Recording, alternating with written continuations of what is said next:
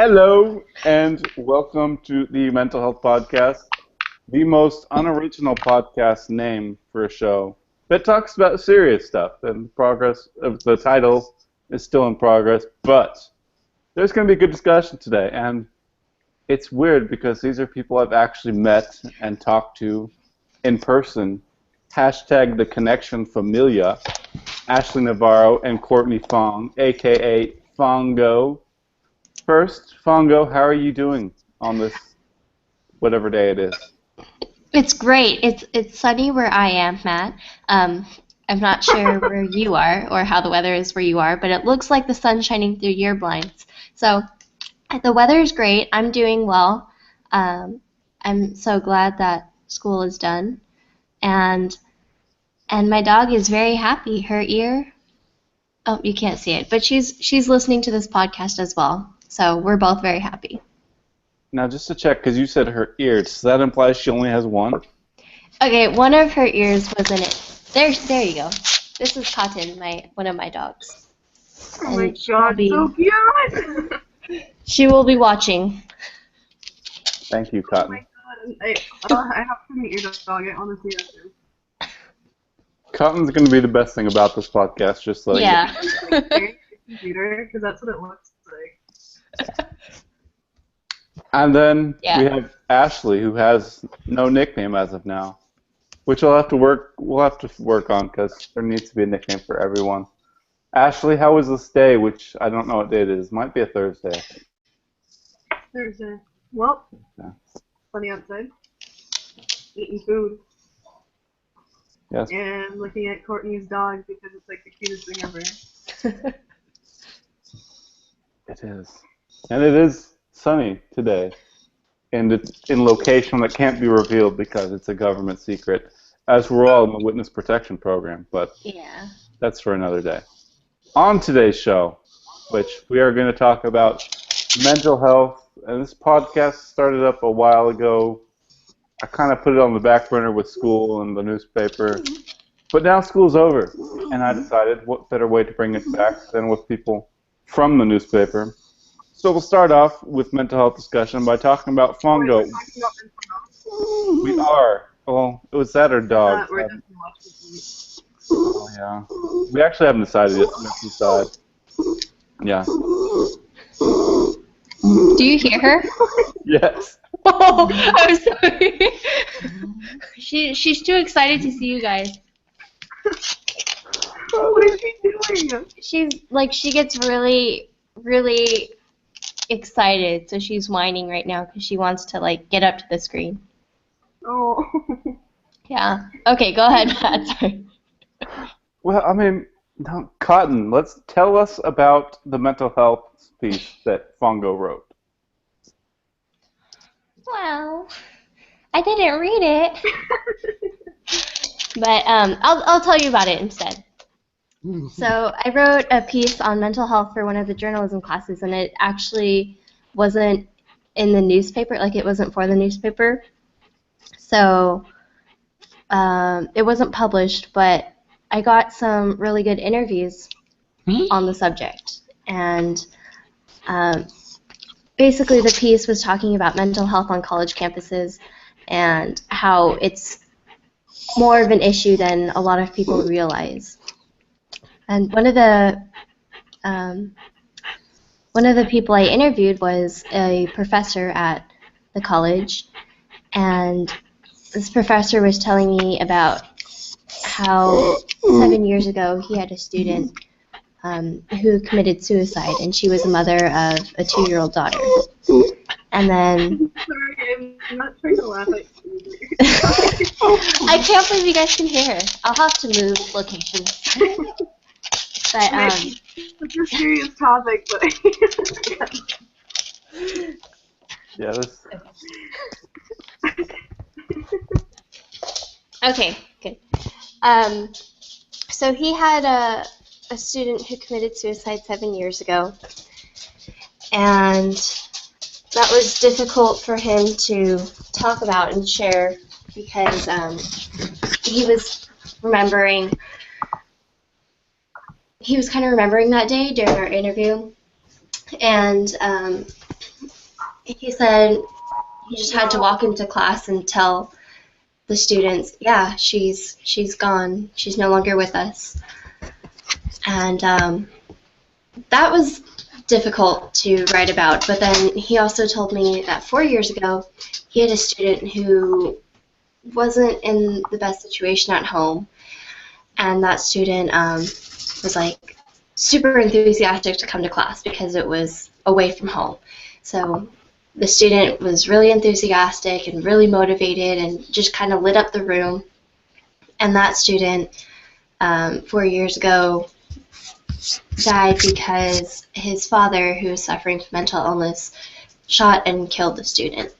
So those are very tough stories to write about, but I think it's important to share them because, like, it's a real thing, and people do die from mental health issues. So not just depression, not just anxiety, a lot of other things are out there. But if we start talking about it, then hopefully something will happen. Yeah, because like even you sharing that, I was in that room when he shared, but like even hearing that from you, it's just like it's such an emotional thing of like just hearing those stories about what happened and how. I mean, mental health, there is starting to be more awareness for it, but it's kind of cast aside. You know, people are like, the most common thing is, just get better. Like, it'll get better, just cheer up and all that. But, like, Yeah. it's a very common issue, especially for college students. So, like, bringing more awareness to it is huge. And so another reason for this podcast is also, so it was last few days of the semester, I remember I was talking to another writer for the next, Tyler, and Ashley was talking about some mental health stuff. So, Ashley, why don't you share a little bit about that? Sorry, wait, what?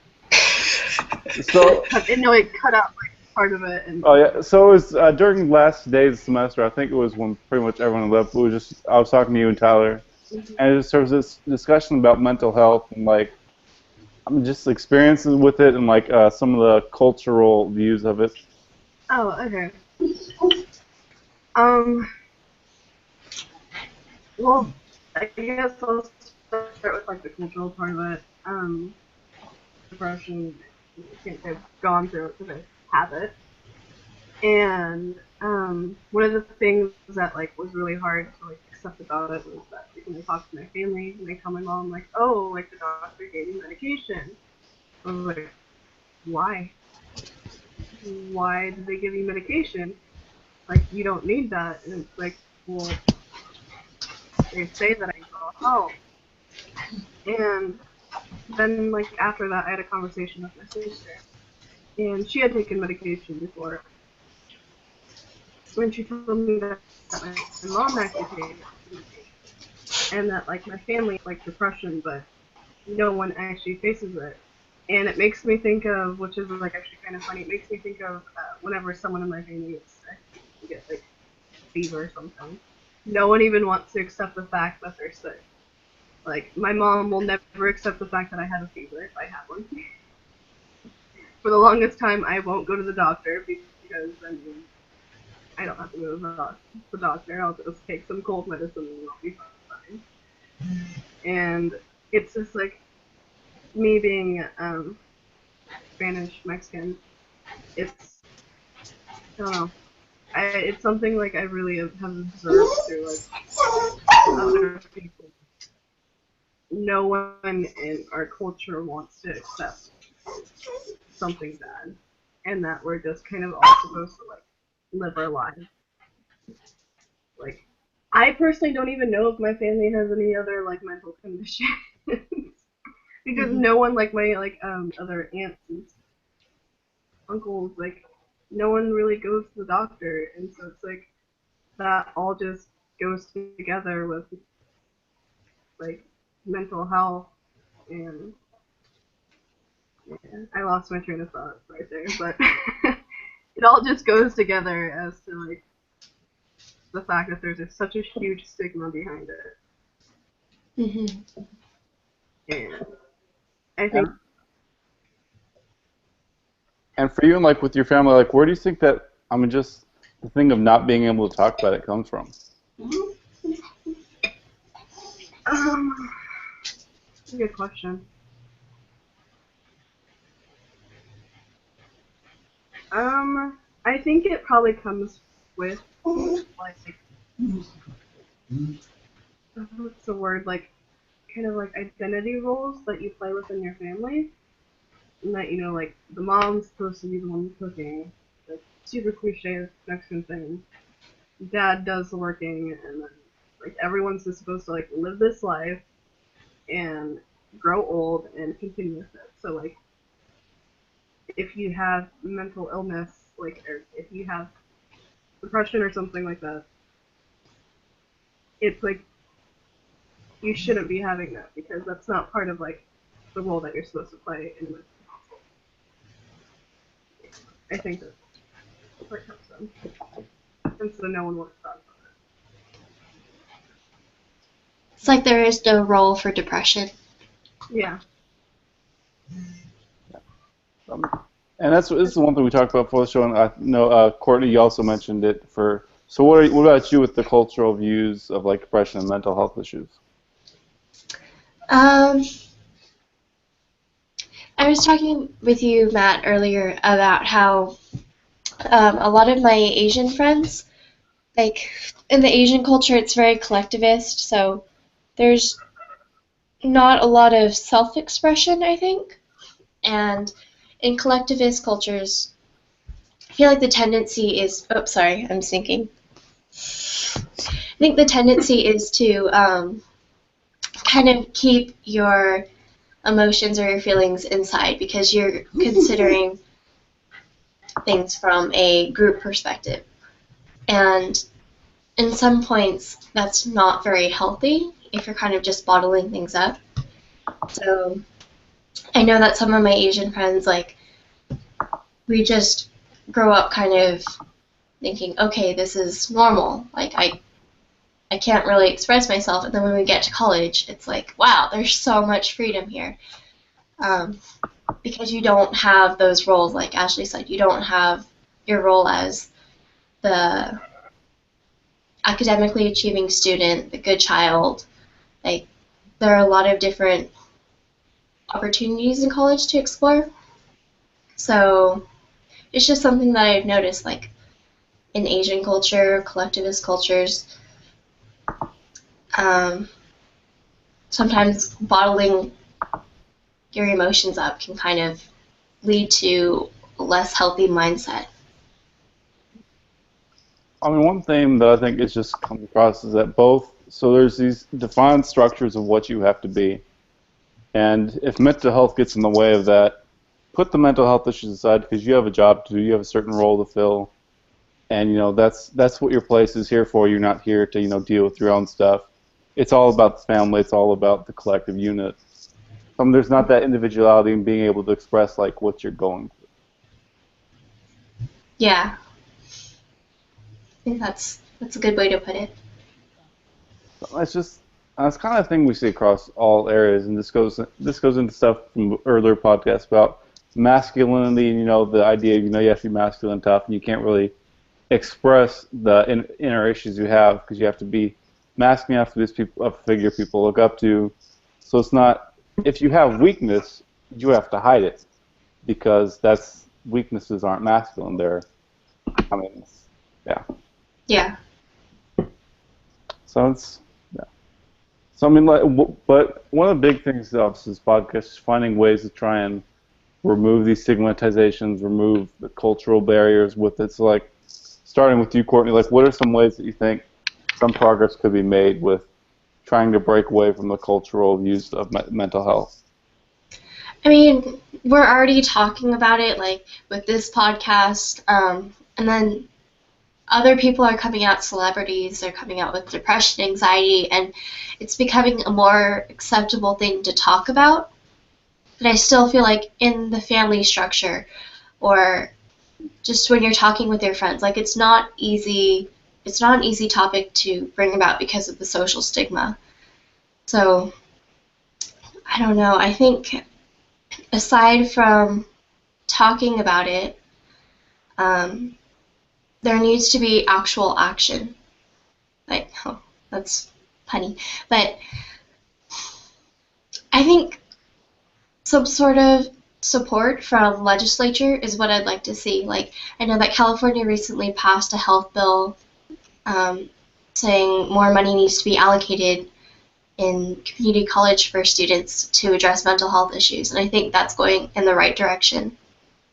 But I think when we get reassurance from bigger structures like the government or whatever authority figures, like, okay, yeah, we're making a difference. I think you nailed it with about more celebrities coming out and talking about their issues, because like being able to reach out and talk to people about it takes a lot, because you fear judgment, what people will see and perceive of you. It's like you don't really tell your family, like even telling your close friends, you don't, cause like there's the stigmatizations about it. So I'm just and slowly reaching out is the best policy. I mean, like, and it's because not for like my past issues with it. Like, I think Fongo, you were one of the, because there's my one best friend, but I think you were one of the first people I've told about my past issues. So it's just one of those things where like it's still very close to the vest. Like people don't want to share it with the people they're closest to. Yeah. And actually, for like, what are some other ways like you feel that trying to get rid of these stigmatizations and the cultural issues, like you mentioned, the family structure and family having history with it, but not really talking about it? I think people in general just need to understand that, like, well, not everyone, but a lot of people have these issues. It's so common that, like, you shouldn't be afraid to talk about it. And the fact that my family has it, it's like, we shouldn't be afraid to talk about it with each other since we share something wrong with us. And with friends, I think that's like a really big issue, because it is really hard to talk like to your friends about it. Because either they don't understand, or they try to tell you, oh, you'll get over it eventually. And I think people just need to understand, we all just need to understand that it's not something you can get over. Yeah. We need to, I guess, like, open our hearts to the, sounds so cheesy, open our hearts to each other and just be completely understanding rather than disregard everything. I would also remember, yeah, well, go ahead, Fongo. Oh, I think Ashley brings up a really good point because, like, Matt, I feel like you've talked about this before in your other podcasts, but, like,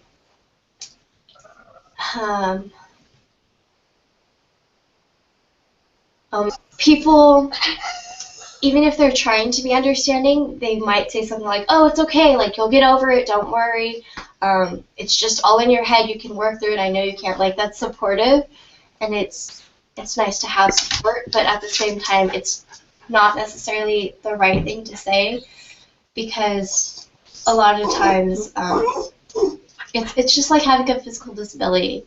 Like, oh, my leg's broken. You're not going to tell someone, oh, well, it's okay. You'll get over it. Like, it's just all in your head. You're fine. Your leg is fine. Just get up and walk.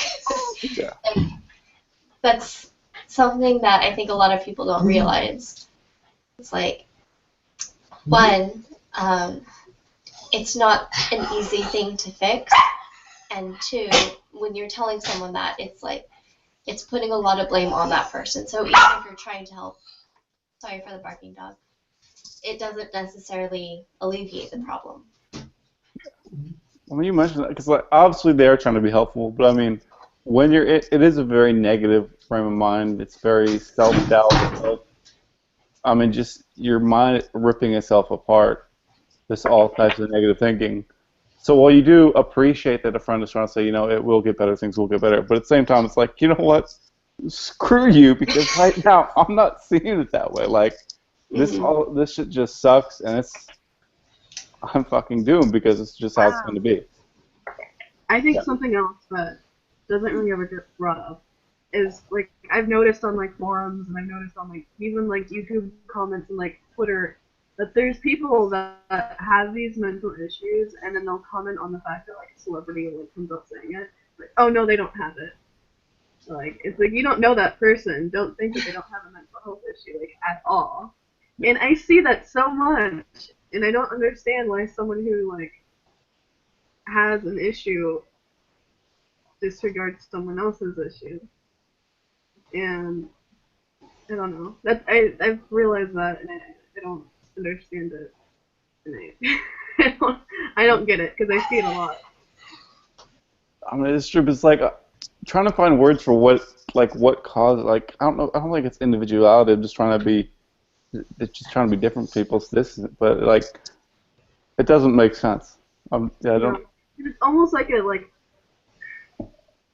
not like I'm better than you, but like my issues are worse than yours. Yeah. You don't understand. And I think that actually goes because, like, saying, like, our friends don't understand, people don't understand. I think at the same time we don't understand. Yeah, and that's Like, yeah, and that's a not big saying thing. everyone, but there's a lot of people with mental health that don't understand that other people can have those. Yeah, and that's the big thing with being able to talk about it, because you'll be amazed once you reach out to people, reaching out to more people, how many people have experienced very similar things, and you can just being able to talk to them. They won't say it's all going to get better, but like just being able to talk to them, share your experiences with it, like it will help you. Yeah. And Courtney, one thing you mentioned is just that with California, they're starting to divert. What's the word I'm looking for? Put more funds towards help with mental health and depression. I mean, I am a skeptic, but like it is a nice step in the right direction.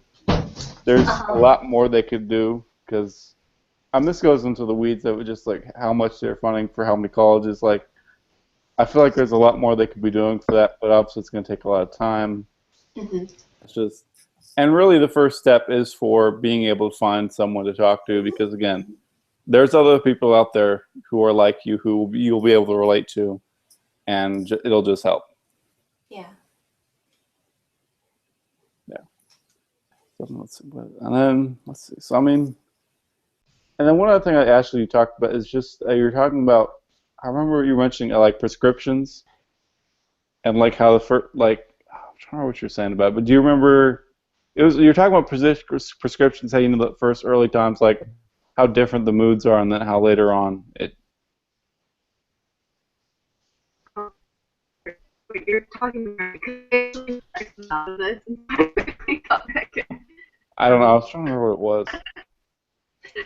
I'm having issues. Like the adjustment period, or? Yeah, it might have been that. Yeah. Yeah. First thing is because it's helpful. Some people it's not. Some people it is.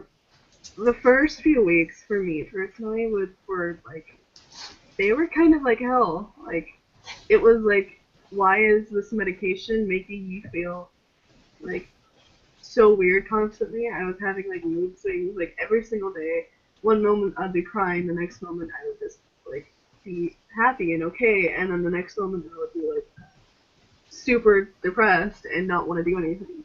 And that happened for like the first 2 weeks, and then after that, like I didn't get a full effect of it because I could still like I mean it's not like you wake up one day and it's like, whoa, it's working. It like gradually started like feeling like the table was pretty much like the table that had all my issues on it was starting to get cleared, and I was able to focus more. And I didn't linger on like issues or like stress out about every little thing. Yeah. So, and Courtney, so I was like, what are like things have you thought? Because I know this is something. I mean, obviously, much you write about the film class. Like, what are some other just thoughts on it at all?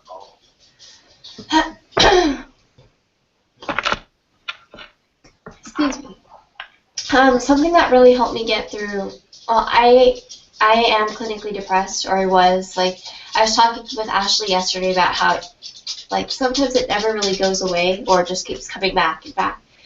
So it's hard to cope with that. But something that really helped me get through my depression is listening to Andrew Sullivan's talks, and he gives, I think it's like 2 TED talks on depression, and those helped a lot because just hearing him talk about it, like, he's a very monotone voice, so it's kind of soothing in a way. It's like when you're in that state, it's like, oh, I don't care about anything. You don't want to hear someone being all enthusiastic and energetic. So it was nice to listen to, but also he talks about it in a way that's very relatable, and so he does research on depression, and I highly recommend those TED Talks for anyone, whether you have mental health issues or not. And he was talking about how these people would send him letters and say, oh, I've tried this and this and this, and this medication works, or it didn't work for me, or I've tried all these different things, and I got a lobotomy where they cut my brain in half, and eventually that worked, or it didn't. And it goes to show, like, a lot of people have these issues, but at the same time, there's no one cure-all thing, because especially when dealing with the mind, there are so many different ways to go about it, and it's different for everyone. So I think, like Ashley said, medication is very powerful, and it can work in terms of addressing it. Really, like, depression itself is just, I don't know, you can add to this, but I think the best way to describe it would be just like it's losing motivation. And so that's motivation to be happy, to feel anything, to do anything. And if you're feeling happy, if there's something that makes you happy, that's good, then you're cured. Like, it could be medication, or it could be making little nitty things, or dogs. Like, there are a lot of different cures. So there's no one right answer to this. Definitely. You mentioned with just the mind, like the brain, like it's it reacts to everything in different ways. So obviously, as Ashley said, medication can help some, won't help all. Like, just the ability of it to react to so many different things, and like you mentioned, depression, like its ability to take away at first what seems like things you can enjoy and just that darker view. Yeah. So, like, if you're able to recapture that love for something, like, it can help. It can help for some people, obviously. It can help in a big way. Mm-hmm. So as we wrap this up, first with the Ash, is there anything that you want to finish off with?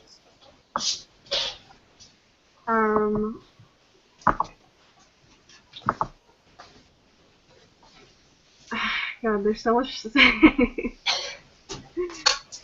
I don't know, but maybe what I said last time, or not last time, but earlier, where we should open our hearts to each other. Want to be happy. Make other people happy. Yeah, that's all I I'm bad at these things. Hey, Courtney, what about you? I have a question for you, Matt, or Ashley, and Ashley.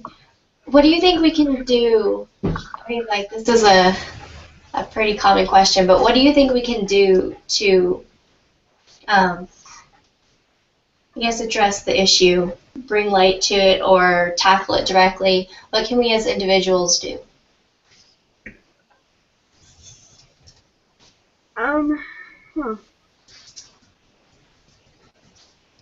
I think we could just talk about it and become comfortable talking about it. To just, like, I don't know, a classmate. Like, I mean, the fact that I'm able to talk to you guys about it, and then now we're, like, talking about it here on the podcast, that's already something. Yeah. I mean, the big thing about talking about, like, and this gets into possible. Like, if one podcast can help one person, or one of us can help one person, that goes on to lead the conversation in a positive way and help others. Like, because it all starts with one person being able to talk about it, bringing more light to the subject of mental health, depression, all of it. And obviously, it helps when you have celebrities come out and talk about it because that reaches more people. But really, it starts at the very grassroots with basic reaching out to friends, reaching out to family, doing all you can to just talk about it with people and help them through it. Mhm. And what would your answer be, Courtney? um, like you guys said, talking about it. I think listening is also important in talking, having a conversation, and from there just sharing the stories. Like, I don't know if you guys know Hani Humans of New York, which is a Facebook, kind of like a photo blog, but the photographer shares stories, and it's incredible when you read and see the breadth of humanity and everyone, how they're all going through these different struggles, but at the same time it's so relatable. And I think that in itself is very powerful. This is storytelling. So being comfortable with talking about it, with listening, those go hand in hand. And then when you have a community that can talk and listen, then you're sharing those stories. And I think that that's the most powerful thing that we can do. Absolutely. And before we wrap it up, first with you, Ashley, and then with Courtney, if people want to follow you, if they want to talk about mental health, or in Ashley's case, Game of Thrones, and Courtney's case, anything, where can they follow you on the Twitter?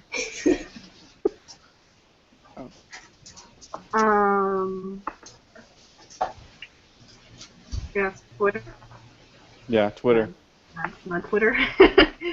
It's at Ashley with 2 Y's, Navarro with 2 zeros. So Navarro, not zero. Yes, because I spelled my name with zeros.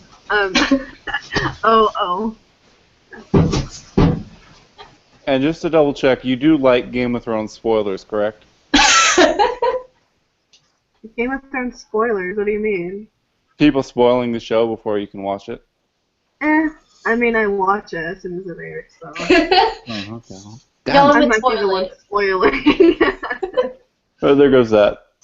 And Courtney, what about you? Where can the peeps follow you on the Twitter machine? Yes, I have 2 Twitters. I have the connection one, but I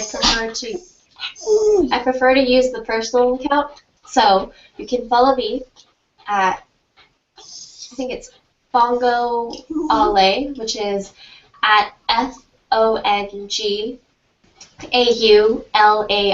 because I love coffee.